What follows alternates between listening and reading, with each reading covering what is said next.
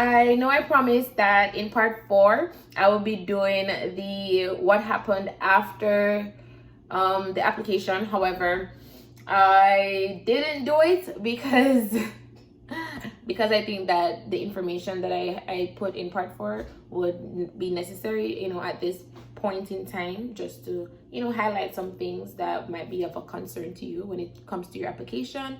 So let's talk about what happened after I got my visa and what we need to do. All right, so now you're gonna live a different life.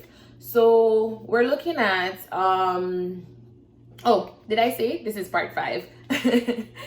So we're gonna look at, we're preparing our new home, and 2, we're cutting ties from our current home here. I'm not saying cutting permanent ties, but there are a couple of things that you might need to do. And let me tell you what I did. So preparing for my new home, I got a place because, I'm not as fortunate as a couple people here that came here with family here. I came here by myself, so I had to get these things done. If you are somebody who has people, family here, friends here, that you're just coming to stay with them, kudos to you. Wonderful. You can skip this part.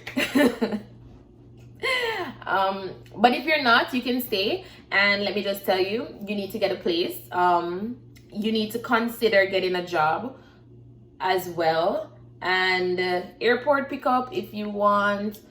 I considered that, and actually paying your school fee. So I told you I didn't pay my school fee when I was applying for my visa, but I paid my school fee before I took the flight to come to Canada. Buying your tickets and all of that. If you buy a ticket ahead of time, it is normally cheaper. At that time, I started to learn about tickets, watching the tickets, when it goes up, when it goes down. I think it's exactly on Tuesdays. Well, that time, it's COVID now, I'm not sure. On Tuesdays, I think between 1 a.m. To 4 was the time where I saw it the lowest. That's how in depth I went. But you don't know my money now, go so. Yeah, I save every dollar. So I'm gonna buy my ticket like 3 months in advance. I think that's the maximum you could buy it in advance at the time, which was 3 months, and that's what I did. And I looked for the day and the time where I could find it at its lowest.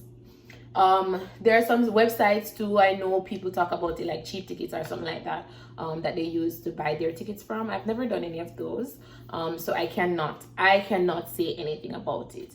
But if you can find somebody who actually did it, they can help you with that. I'm not gonna talk about what I didn't do.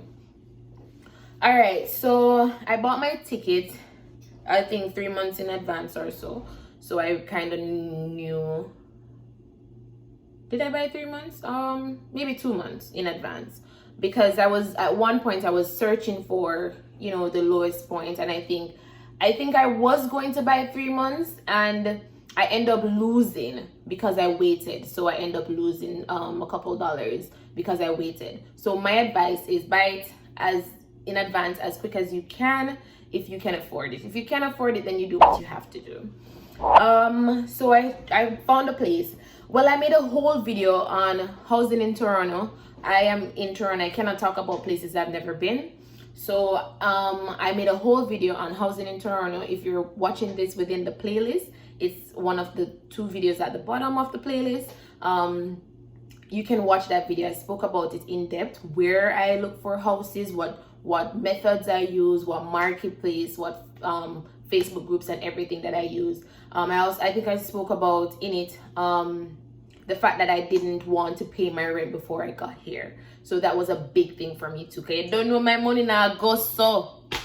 So a big thing for me was not to pay my rent while I was in Jamaica. I wanted to pay my rent when I'm in Canada and I can see the place for myself and stuff like that. If you have a friend here, it would be really good. If you don't, it would be real easy to make a friend. So I made some friends on Facebook before I got here, and even one of the friends I made here, I asked if they could view the place that I was interested in, send me a video so I could see from their point of view, because yes, the owner of the house would send me a video, but I wanted it from somebody I trusted. So I got a friend, made a Facebook friend. I didn't meet them in person, and I asked them if they could visit the house for me, do me a video, or even do me a video call, and let me see the place so I can know. Then I talked to the owner of the house and explained to them that I'm not going to pay for something that I haven't seen. So I asked them if I could wait until I get there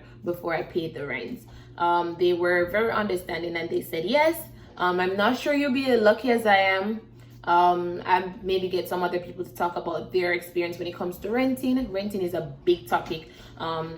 Yeah, and if not, I would say get an Airbnb for 2 weeks and see what you can do when you come here. That's my recommendation, but I got my place before I went there.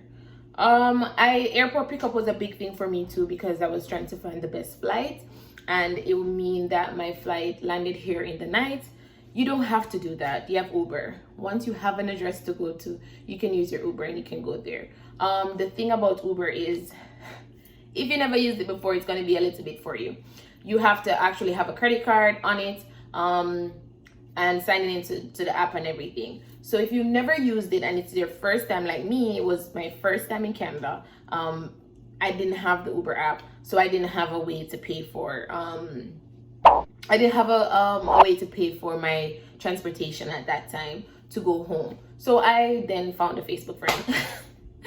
I'm not tell nobody to do like me, cause me risk taker. Me take some risk there, but I had a Facebook friend who came and picked me up at the airport and then dropped me off to the destination. It's the same Facebook friend that did the viewing of the house for me. So I'm not gonna tell us if we do that because I take some risk there. So I would say if you can download the Uber app, if you can put your Jamaican credit card on it or your credit card of your country, if you have an Antiguan credit card, wherever in the world you are, if you can put that credit card on it and then you can use it to pay for the Canadian dollar Uber, yes, do it. If not, you can pay for a taxi at the airport, which costs you an arm and a leg. Yeah, you know me all about the saving my money. So yeah, or you can find creative ways to get where you need to be. All right, so I pay my school fee, arrange airport pickup, and pay for the house. I never pay for the rent until the day me land in there, and me land in the people in house. That's how I pay for the rent, right? I would say start to look for a job before you get to Canada, because it is not as easy as we thought it was getting a job. And I'll tell you about things I wish I knew before I came to Canada. That would be a whole episode on its own. But I would say start to look for the job before you get here, because remember, this video is about things you need to do before you get to Canada. So start to look for the job before you get here. All right. Also, create a budget. Create a budget. I don't know if you can stick by it, but to create a budget just so you have in mind how much you're going to spend while you're here, right? And I am going to do a whole episode on budget for Canada, because it's not what you think it is. It is a little bit more. For example, transportation costs a lot, right?